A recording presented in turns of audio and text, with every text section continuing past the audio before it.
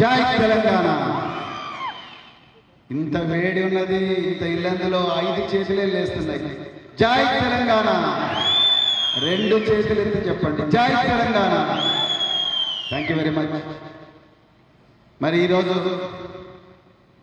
దాదాపుగా 200 సంవత్సరాల నుండి ఈరోజు చక్కటి విద్యాధికుడు, విద్యార్థి దశ నుంచే నాయకత్వాలు ఉన్న వ్యక్తి, ఈ దేశంలోనే ఐఐటీల తర్వాత ఐఐటి అంత గొప్ప ప్రశస్తి ఉన్న బిట్స్ పిలాని నుండి గ్రాడ్యుయేట్ అయిన వ్యక్తి ఈరోజు మన ముందు పెద్దలు గౌరవనీయులు కేసీఆర్ గారు, కేటీఆర్ గారి ఆశీర్వాదంతో మన ముందు ఎమ్మెల్సీ అభ్యర్థిగా, గ్రాడ్యుయేట్ ఎమ్మెల్సీ అభ్యర్థిగా మరి ఇక్కడ ఉన్నారు. ముఖ్యంగా వారికి మరి వారిని ఇంట్రడ్యూస్ చేసే అవకాశం నాకు ఇచ్చినందుకు ధన్యవాదాలు తెలుపుతూ, మరి సభాధ్యక్షులు, సోదరులు, యువ నాయకులు, మరి పెద్దలు మాజీ శాసనసభ్యులు శ్రీ రేగా కాంతారావు గారు, అదేవిధంగా మా మాజీ బాస్, మాజీ గిరిజన శాఖ మంత్రి, మరి నేను గిరిజన సంక్షేమ గురుకులాల్లో దాదాపుగా 7 సంవత్సరాలు పనిచేశాను. మరి మేడం సత్యవతి గారి దగ్గర నేను దాదాపుగా 4 సంవత్సరాలు పనిచేసే అదృష్టం కలిగింది.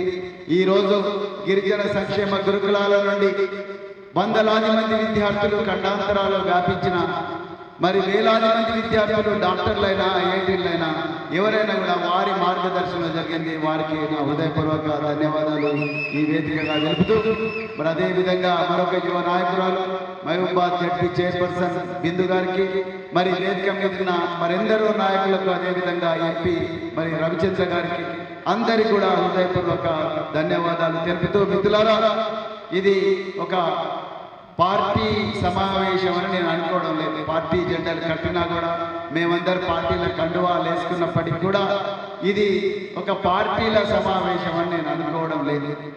ఇది తెలంగాణలో రెక్కాడితే డొక్కాడని కుటుంబాల నుండి, కరెంటు లేని ప్రాంతాల నుండి, ఏమీ వసతి లేని ప్రాంతాల నుండి, అతి కష్టం మీద చదువుకుని గ్రాడ్యుయేట్ అయిన పట్టభద్రుడు, గ్రాడ్యుయేట్ అయిన యువకులు, నిరుద్యోగులు అందరితో కలిపి చేస్తున్న ఒక మేధో మదనంగా మాత్రమే నేను భావిస్తున్నాను. ఎలక్షన్ల సమావేశాలు ఒకలాగా ఉంటాయి, మేధో మదనం ఇంకొకలాగా ఉంటుంది. అందుకొరకు దయచేసి మీరందరూ కూడా కొంత జాగ్రత్తగా మనసు పెట్టి ఆలోచించాల్సిందిగా నేను కోరుకుంటున్నాను. మిత్రులారా, నేను ఈరోజు ఉదయం ఖమ్మంలో మరి మీ అందరి ఆశీర్వాదంతో ఒక 6.5 కిలోమీటర్లు రన్నింగ్ చేసి అక్కడి నుండి మరి నేనుండే అకామిడేషన్కి వచ్చిన వెంటనే నాకు వాట్సాప్లో ఒక మెసేజ్ ఉన్నది. Sir, I am Munjam Lavanyam, I have been sent to US under overseas Vidyanidhi programme. Overseas Vidyanidhi programme కింద తెలంగాణ ప్రభుత్వం నన్ను అమెరికాలో అయోవా స్టేట్ యూనివర్సిటీకి పంపించింది. మా తల్లిదండ్రులు ఇద్దరు కూడా కూలీలే, కానీ ఒక సంవత్సరం నుంచి నాకు స్కాలర్షిప్ రావడం లేదు.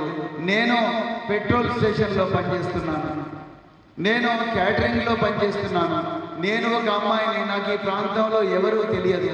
నేను ఏ ప్రిన్సిపల్ సెక్రటరీని అడిగినా, ఏ సెక్రటరీని అడిగినా, ఏ మినిస్టర్ని అడిగినా కూడా మాకు తెలియదు, మీరు మీ స్థానిక మంత్రి గారిని అడుగుతున్నారు, నాకు ఎవ్వరూ తెలియదు సార్, మీరు ఎవరికైనా చెప్పి నాకు స్కాలర్షిప్ ఇచ్చినట్టుగా చూడండి అని అమ్మాయి ఏడుస్తూ ఒక మెసేజ్ పెట్టింది. మిత్రులారా, అదేవిధంగా ఎంతో మంది బిడ్డలు, దాదాపుగా 40 నుంచి 50 మంది బిడ్డలు లండన్లో ఉన్నారు, అమెరికాలో ఉన్నారు, ఆస్ట్రేలియాలో ఉన్నారు. వాళ్ళందరూ నాతో ఒక జూమ్ కాల్ ఏర్పాటు చేసేసి, ఆ జూమ్ కాల్ ఏర్పాటు చేసి వాళ్ళందరూ సార్ మమ్మల్ని ఇక్కడికి పంపించారు, కానీ మాకు 20 లక్షల రూపాయలు స్కాలర్షిప్ ఇస్తాన్న తెలంగాణ ప్రభుత్వం ఈరోజు మాకు మొండి చేయి చూపింది. మేమందరం కూడా రోడ్ల మీద ఉన్నాము. కొంతమందికి సూసైడల్ టెండెన్సీస్ వస్తున్నాయి, ఆత్మహత్య చేసుకునే పరిస్థితి ఈరోజు మాకు ఉంది అని చెప్పేసి ఆ బిడ్డలు అంటున్నారు.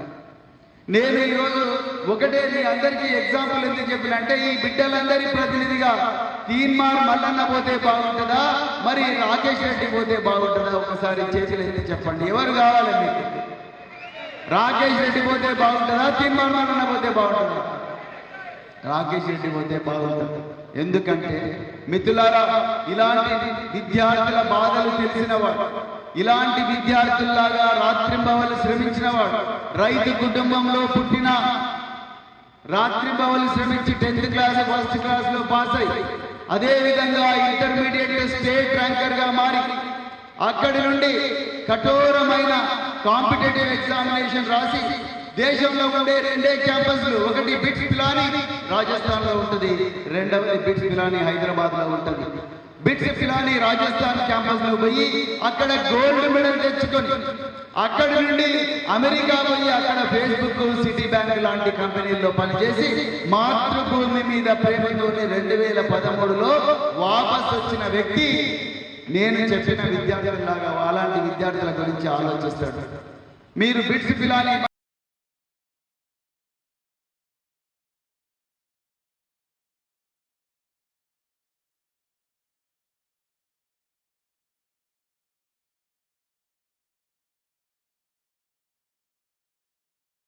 మరి ముఖ్యంగా ఫ్యాకల్టీ ఉందా లేదా అని చూస్తాం. అదే విధంగా ఆ కాలేజీ నుంచి చదువుకున్న విద్యార్థులు ఈరోజు ఏమేమి చేస్తున్నారు, వాళ్ళ జీవితాలు ఏమైనా మారినాయని చూస్తాం. మరి ఇలా రాకేష్ రెడ్డి చదివిన కాలేజ్ గురించి కూడా ఆలోచించాలి కదా. మరి ఆయన రేపొద్దున మన ప్రతినిధిగా ఎమ్మెల్సీగా మనం ఆయన చట్టసభల్లో కూర్చోబెట్టినప్పుడు ఆయన ఏ కాలేజ్ నుంచి వచ్చాడో ఆ కాలేజ్ నుంచి వచ్చిన వ్యక్తులు ఏ విధంగా చదువుకున్నారన్న విషయం గురించి కూడా ఒక్క నిమిషం ఆలోచించాలి. బిట్స్ పిలాని ఎలాంటి గొప్ప వ్యక్తులు వచ్చిండ్రయ్యా అని అర్థం చేసుకుంటే మీరు రాకేష్ రెడ్డి ఎంత మంచివాడో మీకు తెలుస్తుంది. బిట్స్ పిలాని నుండి మన ఈ ప్రపంచానికి అందరికీ ఈమెయిల్ అంటే ఏంటో తెలవనప్పుడే, నా మాటలు జాగ్రత్తగా వినండి, ప్రపంచానికి ఈమెయిల్ అంటే ఏంటో తెలవనప్పుడే BITS Pilani student Sameer Bhatia hotmail.com అనే ఒక కంపెనీని స్టార్ట్ చేసింది. ఆ hotmail.com అనే కంపెనీ ఆ మధ్యలో సెన్సేషన్. ఇప్పుడు ఏ విధంగా అయితే టిక్ టాక్, వాట్సాప్ ఏ విధంగా సెన్సేషన్, hotmail.com ఆ రోజుల్లో అంత సెన్సేషన్. $400 మిలియన్ అమ్మేసింది Sameer Bhatia Microsoft company hotmail.com. ఇక రెండవది బాబా కళ్యాణ్ భారత్ ఫోర్జ్ అని $3 బిలియన్ విలువైన కంపెనీని నిర్మించిండు బిట్స్ పిలాని స్టూడెంట్ బాబా కళ్యాణ్.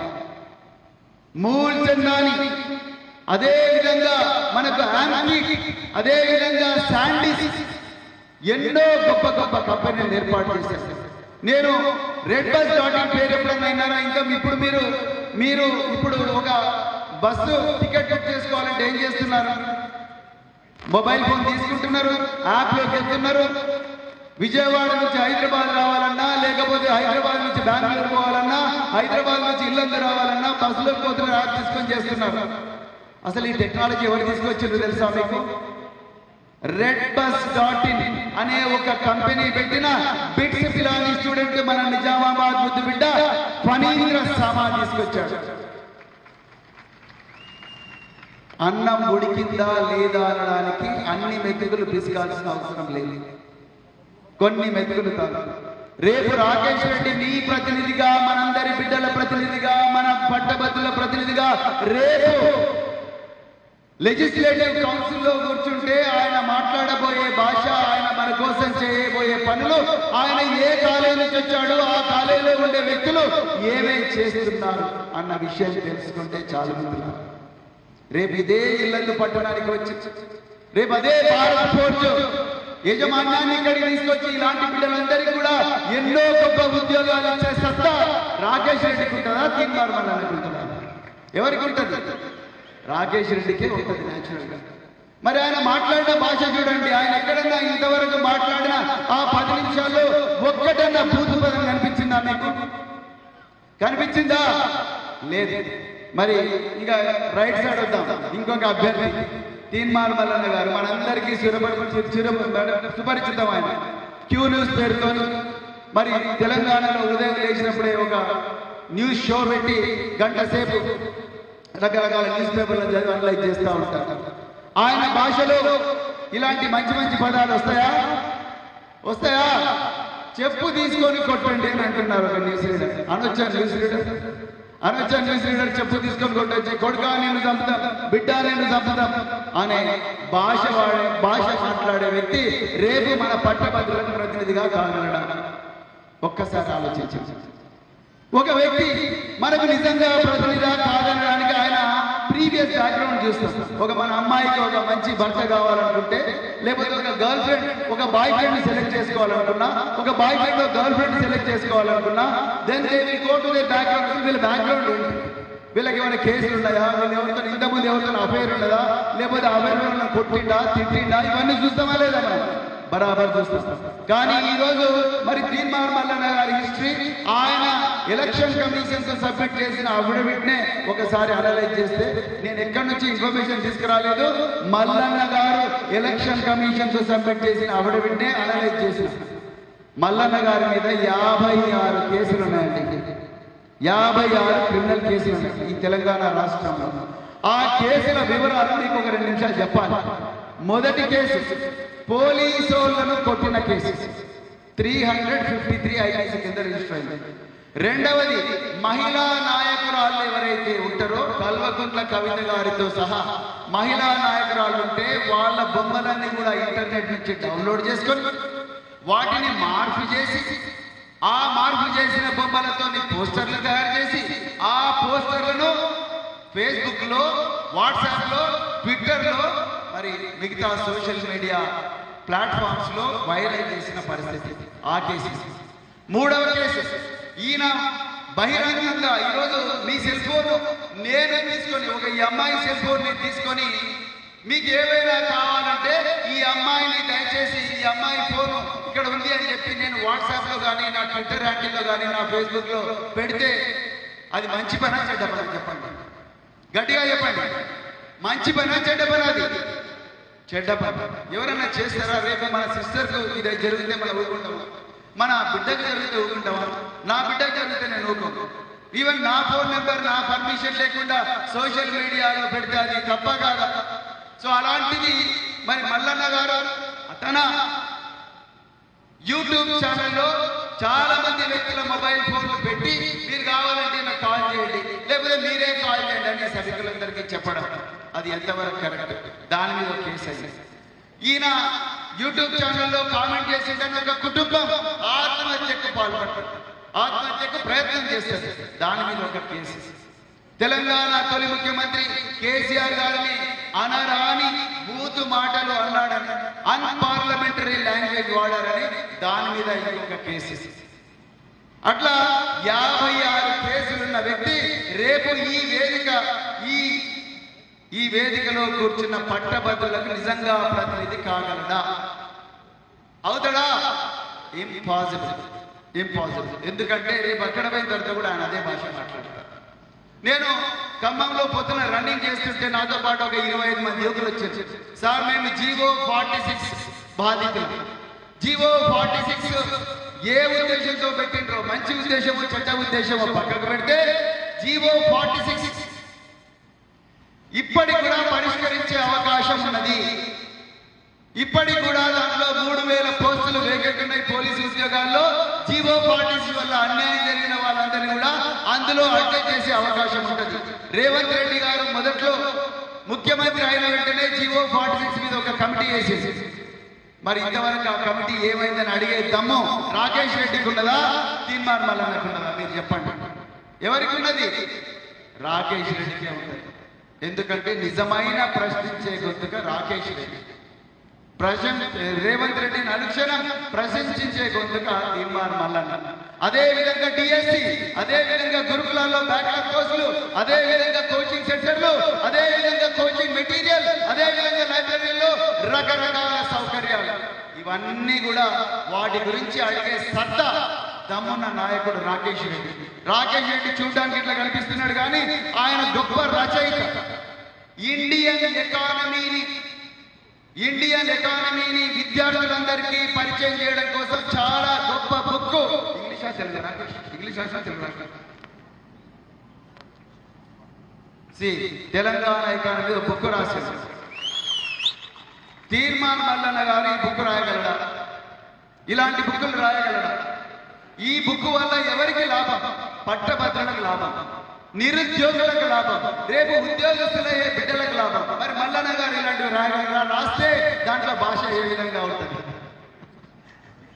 ఆలోచించండి. మల్లన్న గారు అంటే నాకు వ్యతిరేకతలు అడగారు. నేను ఫ్యాక్ట్స్ మీద నిజాలను ముందు పెట్టి మాట్లాడుతున్నాను మిత్రులారా. మరి మన బిడ్డలకు కావాల్సింది ఇలాంటి మేధావా, లేకపోతే ప్రశ్నించే గొంతుకని చెప్పుకుంటున్న మల్లన్న గారు మీరు ఆలోచించాల్సిన అవసరం ఉన్నది. అందుకొరకే మిత్రులారా, పట్టభద్రులారా, పట్టపగలే మోసపోయింది మీరు. 2023లో నేను బహుజన్ సమాజ్ పార్టీలో ఆ రోజుల్లో ప్రచారం చేసినప్పుడు చాలా మంది నిరుద్యోగులు కాంగ్రెస్ జెండాలు పట్టుకొని బస్సులు వేసుకొని వాళ్ళంతా కూడా వచ్చిన పరిస్థితి. మరి వాళ్ళందరూ కూడా మోసపోయిందని నేను ఈ సందర్భంగా చెప్తున్నా.